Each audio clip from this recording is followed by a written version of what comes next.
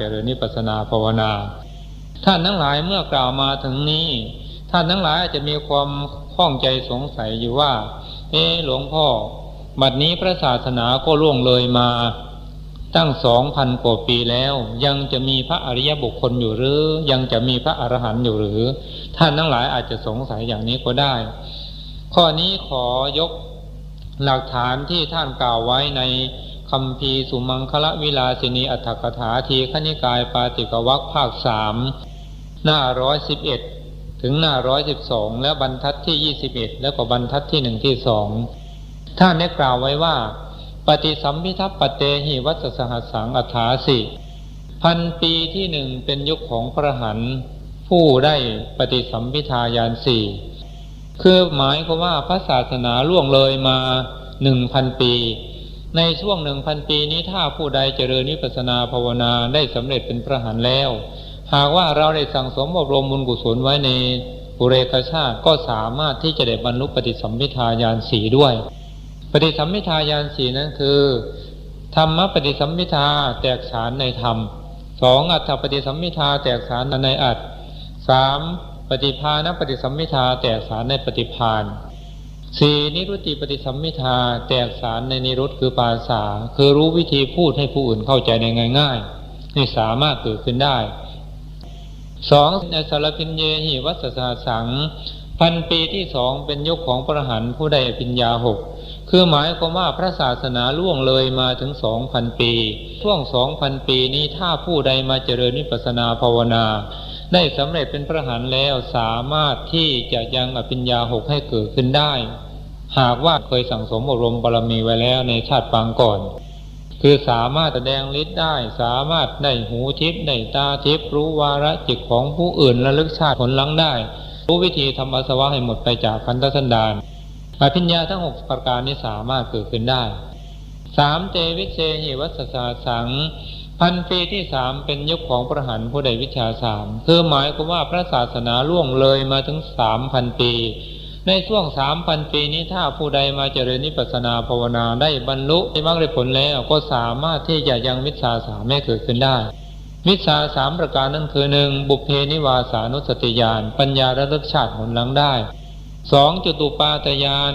ปัญญารู้จากการเกิดการจุติของบุคคลอื่นหรือสัตว์อื่นคือรู้ว่าผู้นี้เขามาเกิดที่นี้ด้วยบุญกรรมอะไรทำให้เขาอำนวยให้เขามาเกิดในภพนี้ชาตินี้ผู้นี้ตายแล้วเขาไปที่ไหนสามารถที่จะรู้ได้3. อาสวัคยญาณปัญญารู้จักทำอาสวะให้สิ้นไปวิชาทั้ง3ประการนี้สามารถที่จะเกิดขึ้นได้แต่ทั้งนี้มีข้อแม้อยู่ว่าต้องได้บำเพ็ญบารมีมาในภพก่อนชาติก่อนแล้วก็ได้ตั้งสัจจปริญญาว่าสาธุด้วยอานิสงส์บุญกุศลหรือว่าผลบุญที่ข้าพเจ้าได้สั่งสมอบรมมาในขณะนี้ขอจงเป็นปัจจัยให้ข้าพเจ้าได้สำเร็จวิชา3ในอนาคตการข้างหน้านั้นเถิดเหมือนดังที่หลวงพ่อพากล่าวคำบูชาและอธิษฐานจิตในวันอาสาฬหปุณมีนั้นว่าด้วยบุญกุศลที่ทำพุทธบูชาในเนื่องในวันอาสาฬหปุณมีครั้งนี้ขอจงเป็นเหตุเป็นปัจจัยให้ได้บรรลุฌานสมาบัติผลสมาบัตินิโรธสมาบัติปาทัพพฌานวิชา3ปฏิสัมภิทาญาณ4ปัญญา6อตีตังสยานปัจจุปนังสยานอนาคตังสยานมโนมยิทธิอย่างนี้เรียกว่าเราได้สั่งสมอบรมบารมีไว้ถ้าว่าในภพก่อนชาติก่อนเราได้เคยตั้งสัจจะอธิษฐานไว้อย่างนี้อย่างใดอย่างหนึ่งก็ได้ก็สามารถที่จะเกิดขึ้นได้แต่ถ้าว่าเราทำมาแล้วในภพก่อนชาติก่อนไม่เคยอธิษฐานไว้เลยก็ไม่สามารถที่จะเกิดขึ้นได้อันนี้ขึ้นอยู่ที่บุญกุศลที่เราสั่งสมอบรมไว้4. สุขาวิปัสสเกหิวัสสหัสสังพันปีที่4เป็นยุคของพระอรหันต์ผู้สุขวิปัสสกะคือหมายความว่าพระศาสนาล่วงเลยมาถึง 4,000 ปีในช่วง 4,000 ปีนี้ผู้ใดมาเจริญวิปัสสนาภาวนาได้สำเร็จเป็นพระอรหันต์แล้วก็สำเร็จโดยแห้งแล้งไม่มีคุณสมบัติอย่างใดอย่างหนึ่งที่กล่าวมาข้างต้นนั้นเกิดขึ้นได้เป็นแต่เพียงทำลายความโลภความโกรธความหลงราคะตัณหาอุปาทานให้หมดไปจากขันธสันดานเท่านั้นเรียกว่าบรรลุโดยแห้งแล้งไม่มีคุณสมบัติเราจะไปเทศไปสอนผู้ใดที่ไหนอย่างไรก็ต้องท่องตาเปียกตาแฉะจึงจะได้แล้วเราท่องอยู่ต้อง 10 วัน15 วันหรือเดือนหนึ่งมาเทศยังไม่ถึง30 นาทีแล้วก็จบแล้วนี่ประเภทสุขวิปัสสกะ5ปาติโมกข์เขหิวัสสาสังปันปีที่5เป็นยุคของพระโสดาบันพระสกิทาคามีและพระอนาคามีหมายความว่าพระศาสนาล่วงเลยมาถึง 5,000 ปีในช่วง 5,000 ปีนี้แม้ว่าเราจะทำความเพียรเรี่ยวแรงสักปันใดก็ตามก็ไม่สามารถที่จะได้บรรลุเป็นพระอรหันต์เป็นแต่เพียงว่าให้สำเร็จเป็นพระโสดาบันพระสกิทาคามีและพระอนาคามีเท่านั้นตามที่กล่าวมาทั้งหมดนี้มีหลักฐานกล่าวไว้ในคัมภีร์สุมังคลาวิลาสินีอัตถกถาทีฆนิกายปาติกวรรคภาค3หน้า111ถึง112และบรรทัดที่21แล้วก็บรรทัดที่1ที่2ท่านกล่าวไว้เป็นหลักฐานอย่างนี้เหตุนั้นก็ขอให้ท่านนักปฏิบัติธรรมทั้งหลายอย่าได้ชะล่าใจตามตำรับตำราในหนังสือที่เขาแต่งขายวางขายตามแผงขายหนังสือสนามหลวงบ้างตามร้านขายหนังสือที่อำเภอโน้นบ้างที่จังหวัดนี้บ้างอันนั้นเป็นการแต่งขึ้นมาโดยที่ไม่เข้าใจถ่องแท้ในเนื้อหาสาระของธรรมะไม่ได้อ่านพระไตรปิฎกมาโดยถ่องแท้ถ้าว่าเราอ่านพระไตรปิฎกมาจะรู้ทันทีทีนี้เราจะเชื่ออย่างไรเราจะเชื่อคนแต่งหนังสือขายหรือจะเชื่อตำรับตำราที่กล่าวไว้ในพระไตรปิฎกเราก็ต้องเชื่อตามที่กล่าวไว้ในพระไตรปิฎกเพราะพระไตรปิฎกนั้นเป็นที่บรรจุคำสอนขององค์สมเด็จพระสัมมาสัมพุทธเจ้า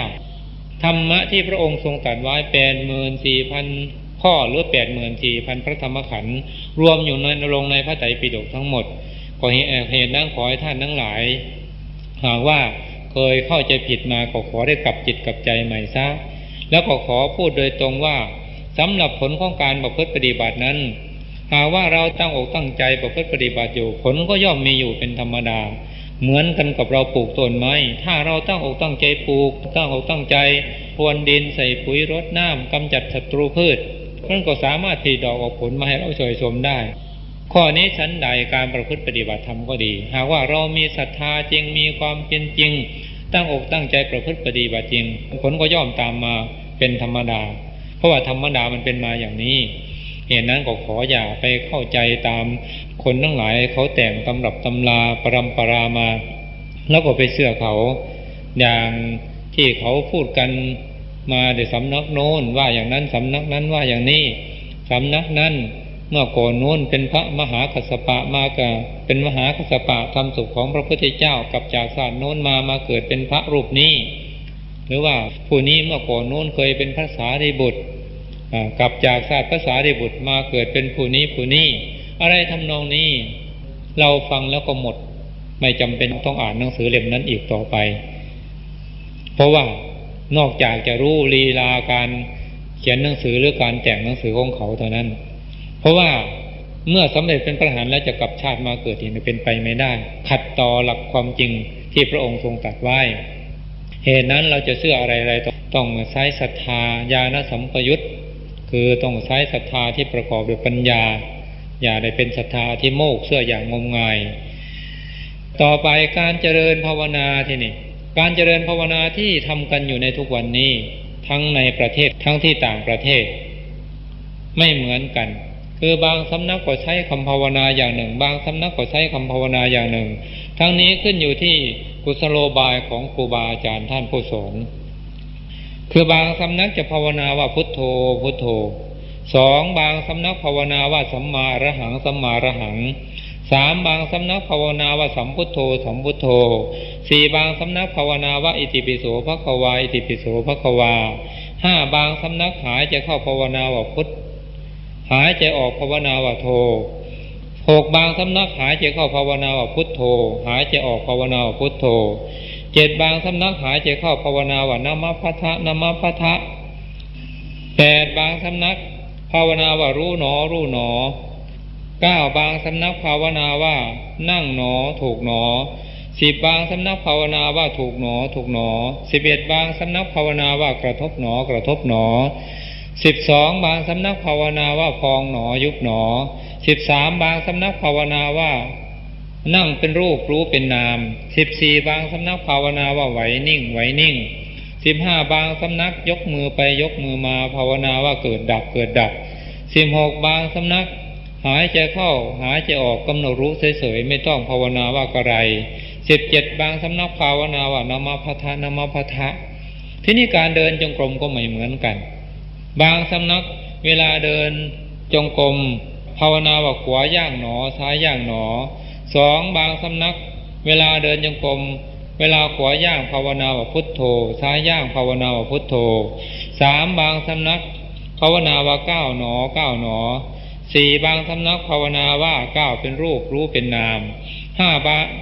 บางสำนักภาวนาว่าย่างหนอย่างหนอ6บางสำนักภาวนาว่ายกย่างเหยียบ7บางสำนักภาวนาว่ารู้หนอรู้หนอ8บางสำนักภาวนาว่าเกิดดับเกิดดับ9บางสำนักภาวนาว่าไหวนิ่งไหวนิ่ง10บางสำนักกำหนดรู้เฉยๆไม่ต้องภาวนาว่ากระไรเวลาเดินโยกม11บางสำนักเวลาเดินโยกมภาวนาว่าไหวนิ่งไหวนิ่งทีนี้การที่กล่าวมาทั้งหมดนี้สำนักไหนผิดสำนักไหนถูกด้วยกันทั้งนั้นไม่มีสำนักไหนผิดเลยคือหมายความว่าถ้าการภาวนานั้นเราภาวนาต้องการที่จะทำจิตให้ของเราสงบเป็นสมาธิเป็นอุปจารสมาธิเป็นอัปปนาสมาธิเป็นฌานก็ถูกแบบสมถภาวนาหรือสมถกรรมฐานแต่ถ้าเราภาวนาหรือบริกรรมเพื่อจะทำให้เกิดปัญญาเพื่อจะให้รู้แจ้งซึ่งสภาวะธรรมหรือสิ่งที่ตนภาวนานั้นเช่นเราภาวนาพองขึ้นมาภาวนาพุทโธยุบลงไปภาวนาพุทโธก็ดีพองขึ้นมาภาวนาพองน้อก็ดียุบลงไปภาวนาว่ายุบน้อก็ดีเราต้องการจะรู้ว่าต้นพองเป็นอย่างไรกลางพองเป็นอย่างไรสุดพองเป็นอย่างไรต้นยุบเป็นอย่างไรกลางยุบเป็นอย่างไรสุดยุบเป็นอย่างไรเราสำเนียกในใจให้รู้สภาวะความเป็นจริงในอารมณ์ของกรรมฐานที่ตนบริกรรมและตนภาวนานั้นก็ถูกแบบวิปัสสนากรรมฐานทีนี้การเจริญพระกรรมฐานนั้นถ้าว่าเราใช้เพียงขั้นบริกรรมก็เป็นสมถะภาวนาหรือสมถกรรมฐานคือใช้แต่เป็นเพียงบริกรรมว่าพุทโธพุทโธพุทโธหรือพองน้อยุบน้อพองน้อยุบน้อไปเรื่อยๆไม่เกี่ยวด้วยปัญญาเป็นแต่เพียงจะทำใจให้สงบเป็นอัปปนาสมาธิถ้าเราใช้เพียงขั้นบริกรรมอย่างนี้ก็ถูกแบบสมถภาวนาแต่ถ้าเราใช้พิธีกำหนดนี่เรากำหนดเช่นว่าเวลายกเท้าขึ้นไปขวาย่างหนอเริ่มยกเป็นอย่างไรก้าวเป็นอย่างไรเวียงลงเป็นอย่างไรเวลาเหยียบเป็นอย่างไรขาไหนหนักขาไหนเบาเรารู้กำหนดอาการพองอาการยุบต้นพองกลางพองสุดพองเป็นอย่างไรต้นยุบกลางยุบสุดยุบเป็นอย่างไรเรากำหนดรู้อาการของมันถ้าใช้วิธีกำหนดอย่างนี้ก็ถูกแบบวิปัสสนาภาวนาหรือวิปัสสนากรรมฐานแต่ถึงอย่างไรก็ขอให้ท่านทั้งหลายได้ทำความเข้าใจว่าการบริกรรมก็ดีการกำหนดก็ดีเราไม่เอาเราบริกรรมหรือเรากำหนดเพื่อรอการเกิดขึ้นของสมาธิสมาบัติรอการเกิดขึ้นของมรรคผลนิพพานต่างหากอุปมาเหมือนกันกับเราต้องการจะดื่มเครื่องดื่มสักขวดหนึ่งอย่างนี้เราก็ไปซื้อมาทั้งขวดเช่นว่าไปซื้อโค้กบ้างเป๊ปซี่บ้างสไปร์บ้างเหล่านี้เป็นต้นเราซื้อมาทั้งขวดเมื่อซื้อมาแล้วเราก็เปิดดื่มแต่น้ำของมันเท่านั้นขวดเราก็ทิ้งไปข้อนี้ชั้นใดเราจะใช้บริกรรมหรือใช้กำหนดบทไหนอย่างไรก็ตามเราบริกรรมและกำหนดเพื่อรอการเกิดขึ้นของสมาธิสมาบัติมรรคผลนิพพานเท่านั้นเมื่อสมาธิสมาบัติมรรคผลนิพพานเกิดขึ้นมาแล้วคำบริกรรมและคำภาวนานั้นเราก็ทิ้งไป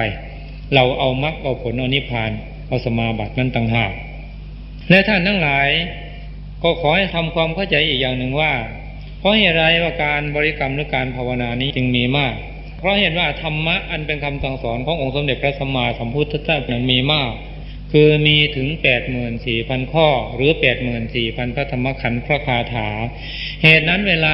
ปฏิบัติใครจะเอาที่ไหนมาบริกรรมมาภาวนามากำหนดได้ทั้งนั้น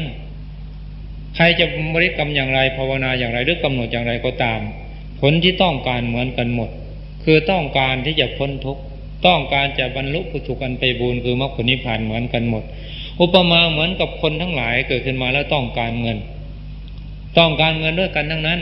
ผู้ทำนาก็ต้องการเงินผู้ทำสวนก็ต้องการเงินผู้ทำไร่ก็ต้องการเงินพวกเย็บปักถักร้อยก็ต้องการเงินพวกเสริมสวยก็ต้องการเงิน พวกเลี้ยงสัตว์ก็ต้องการเงินสร้างโรงงานอุตสาหกรรมก็ต้องการเงินผู้เดินรถก็ต้องการเงินผู้เป็นข้าราชการก็ต้องการเงินผู้ทำมาค้าขายก็ต้องการเงินหนักเข้าผู้ที่ไปลักขโมยไปปล้นไปจี้จับไปเรียกค่าไถ่ต้องการเงินด้วยกันทั้งนั้นแต่วิธีหาเงินของคนไม่เหมือนกันข้อนี้ฉันได้ทุกคนเกิดขึ้นมาแล้วต้องการที่จะพ้นทุกข์ต้องการจะบรรลุสุขอันไพบูลย์คือมรรคผลนิพพานแต่เพราะว่าธรรมะมีมากการประพฤติปฏิบัติจึงไม่เหมือนกันเหตุนั้นก็ขอให้ท่านครูบาอาจารย์ทั้งหลายได้เข้าใจหลักการและวิธีการประพฤติปฏิบัติและการประพฤติปฏิบัติในพรรษานี้ก็อยากให้เป็นไปในแนวเดียวกันเพราะจะสะดวกในการสอบในการสอนว่ารูปโน้นก็ปฏิบัติอย่างโน้นรูปนี้ก็ปฏิบัติอย่างนี้ถ้าจะประพฤติปฏิบัติอย่างนี้ก็จึงว่าสภาวะธรรมที่ปฏิบัติมามันจะเสื่อมถ้าคิดอย่างนี้เดี๋ยวเข้าใจผิดหลายๆองค์ที่มาประพฤติปฏิบัติทั้งที่มาอยู่กับท่านว่าตั้งใจจะมาศึกษาแต่มาแล้วทิฏฐิมานะนั้นไม่ยอมลดเคยทำอย่างไรก็ทำอย่างนั้นไปเคยพูดอย่างไรก็พูดอย่างนั้นไม่ยอมเปลี่ยนนิสัยไม่ยอมทำตามคุณขอให้ภาวนาอย่างนี้เสียก่อนเถอะออกจากสำนักแล้วจึงค่อยภาวนาอย่างอื่นอธิบายให้ฟังเหมือนอธิบายมาแล้วแต่ก็ไม่ยอมเช่นพวกเคยเพ่งลูกแก้วอย่างนี้มาก็อยากเพ่งอย่างนั้นแหละเมื่ออยากเพ่งแต่ลูกแก้วอย่างนั้นอยู่ตลอดเวลาการประพฤติปฏิบัติมันก็ไม่เดินหน้าถ้าจะทำอย่างไรก็ตามท่านทั้งหลายจะภาวนาหมดแต่อย่างไรก็ตามมันดำเนินไปตามปฏิปทาสู่ความพ้นทุกข์เหมือนกันหมดทั้งนั้นนั่นแหละแต่ว่าข้อสำคัญขั้งแรกนี้เราต้องทำให้ถึงเสียก่อนถ้าเราทำให้ถึงขั้งแรกแล้วต่อไปเราจะภาวนาอย่างไรได้ทั้งนั้นภาวนาทำอย่างนี้เราเคยเข้าฌานได้เคยเข้าปฐมฌานทุติยฌานตติยฌานจตุตฌานได้เคยเข้ารูปฌานที่1ที่2ที่3ที่4ได้เพราะว่าเราเคยประพฤติปฏิบัติมาแล้วทีนี้เมื่อเรามาได้อย่างนี้แล้วต่อไปเราจะเข้าสมาธินี่เราไม่ภาวนาเลยเรานั่งดูวัตถุใดอย่างหนึ่งก็ได้โดยที่สำรวมจิตนั่งเพ่งวัตถุนั้นๆจะเป็นนาฬิกาก็ได้เป็นพระพุทธรูปก็ได้ก็สามารถเข้าสมาธิได้เหมือนกันเคยเข้า24ชั่วโมงก็เข้า24ชั่วโมงได้เหมือนกันเคยเข้า12ชั่วโมงก็สามารถเข้า2ชั่วโมงได้เหมือนกันหรือไม่อย่างนั้นเราใช้คำภาวนาว่าขี้เกียจเนาะขี้เกียจเนาะขี้เกียจเนาะขี้เกียจเนาะแต่ที่จริงเราไม่ขี้เกียจแต่เราใช้คำภาวนาว่าขี้เกียจเนาะขี้เกียจเนาะก็สามารถเข้าสมาธิได้6ชั่วโมง12ชั่วโมง24ชั่วโมงเหมือนกันหรือว่าเราจะภาวนาว่าอยากตายเนาะอยากตายเนาะอยากตายเนาะแต่เราไม่อยากตายนะแต่เราใช้คำภาวนาว่าอยากตายเนาะอยากตายเนาะก็สามารถเข้าสมาธิได้6ชั่วโมง12ชั่วโมง24ชั่วโมงหรือ30ชั่วโมงได้เหมือนกันแต่เรามีข้อแม้อยู่ว่าต้องประพฤติปฏิบัติให้ถึงที่เสียก่อนให้ได้เสียก่อนจึงจะทำอย่างนี้ได้หากว่ายังไม่ได้ไปถึงเราจะมาภาวนาอย่างนี้ก็ทำไม่ได้เหตุนั้นขอให้ท่านทั้งหลายได้เข้าใจตามนี้ต่อไปองค์คุณของผู้ปฏิบัติถ้านักปฏิบัติธรรมต้องการที่จะให้การประพฤติปฏิบัติให้ได้ผลเร็วนั้นท่านทั้งหลายต้องเป็นผู้ประกอบไปด้วยองค์คุณสมบัติดังนี้คือ1ต้องมีสติมาคือมีสติสมบูรณ์กำหนดให้ทันปัจจุบันเราจะยืนเดินนั่งนอนกินดื่มพูดคิดทำจิตใดๆก็ตามกำหนดให้ทันปัจจุบันข้อที่2สัมปชาโนมีสัมปชัญญะรู้ตัวทั่วพร้อมคือจะยืนจะเดินจะนั่งจะนอนจะกินจะดื่มจะพูดจะคิดทำจิตใดๆก็ตามรู้ตัวทุกขณะเหมือนกับเราเขียนหนังสือสมมติว่าเราจะเขียนตัวกออย่างนี้เราต้องเขียนไปตามสติมันวาดไว้แล้วว่าตัวกอมีรูปร่างลักษณะอย่างนี้อย่างนี้ก็เขียนไปในขณะที่เขียนเราก็รู้ตัวว่าเราเขียนถูกเขียนผิดก็รู้ตัวว่าเขียนผิดอันนี้เรียกว่าสัมปชาโนรู้ตัวทั่วพร้อมข้อที่3วิริยะคือความเพียรคือมีความหมั่นความขยันฉันทะพอใจทำกรรมฐานมีวิริยะแข็งใจทำกรรมฐานมีจิตตะตั้งใจทำกรรมฐานมีวิมังสาฉลาดในการทำกรรมฐานเมื่อท่านทั้งหลายตั้งอยู่ในองค์คุณทั้ง3ประการนี้ก็สามารถที่จะทำให้การประพฤติปฏิบัตินั้นได้ผลเร็วและรับรองว่าไม่เสียสติไม่เป็นบ้าแต่ถ้าขาดคุณธรรมทั้ง3ประการนี้อาจจะเป็นบ้าไปก็ได้เสียผู้เสียคนไปก็ได้หลวงพ่อคิดว่าท่านทั้งหลายคงไม่อยากเป็นบ้าคงไม่อยากเสียผู้เสียคนเมื่อท่านทั้งหลายต้องการอย่างนี้ก็ขอจงตั้งอยู่ในองค์คุณทั้ง3ประการนี้ คือ 1. มีสติทันปัจจุบัน 2. มีสัมปชัญญะรู้ตัวพร้อม 3. มีความเพียรต่อไปก็ขอเตือนสติท่านทั้งหลาย